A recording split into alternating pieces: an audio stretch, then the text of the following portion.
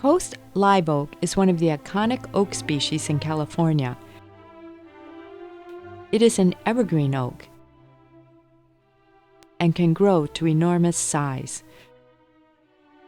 Since the mid-1990s, sudden oak death has killed hundreds of thousands of coast live oaks and other oaks along the mid-coastal regions of California. This disease is caused by a microscopic organism called Phytophthora ramorum. Although the sudden death of the top of the tree is what gets people's attention, Phytophthora ramorum kills trees by attacking the trunk. In many coast live oaks, the first visible symptom of infection is bleeding through the bark surface. The liquid that oozes from the bark is generally thick and dark reddish-brown to black. In some trees, bleeding is extensive. The appearance can change over time as the ooze dries up and is washed away by rain, often leaving dark stains on the bark. By examining the same trees over many years, we have learned that there are various possible outcomes when Phytophthora ramorum infects coast live oaks. Let's look at an example. We began observing this tree in 2000. In 2006, we noticed bleeding on the trunk of this tree for the first time. Let's look closely at the area in the red circle.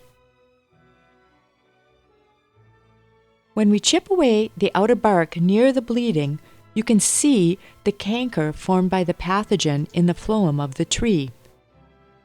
The canker is the area killed by the pathogen and is visible on the outside but in the area between the arrows.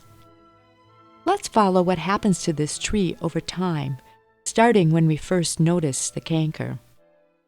The canker continued to expand, and as is typical among trees with sudden oak death, the older part of the canker was attacked by the sap-rotting fungus Annulohypoxylon thorsianum and several different species of ambrosia beetles.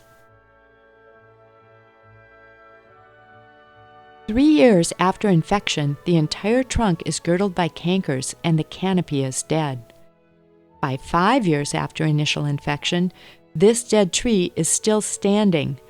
But now, let's take a look at what has been happening to the top of the tree during this time.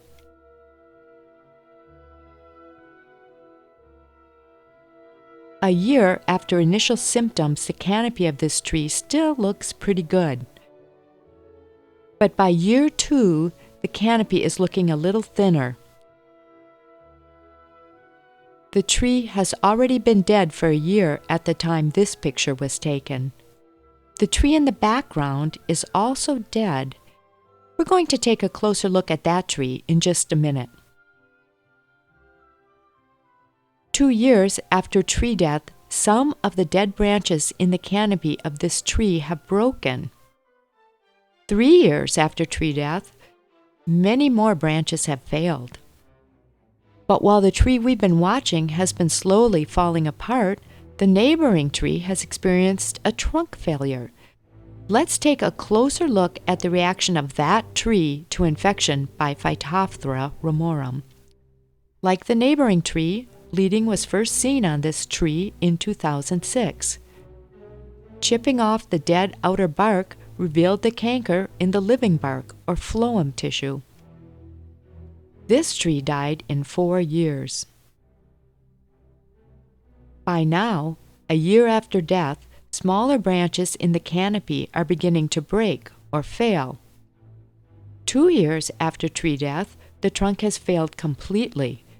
This is a common occurrence among smaller trees killed by sudden oak death. Here is a different pattern of symptom expression. We inspected this tree every year since September 2000. Symptoms first appeared on this tree in 2007 and were quite advanced at that time, as ambrosia beetles had already colonized the cankered area of the tree.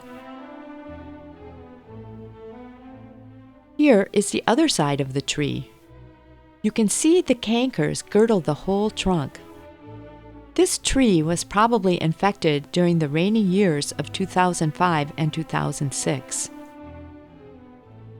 Chipping the dead outer bark away reveals the extensive canker in the phloem. A year later, this large tree was dead, a classic example of sudden oak death.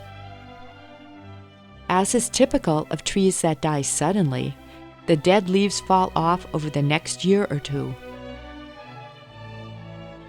Within 2 years of death, many of the fine branches and some of the larger branches had failed.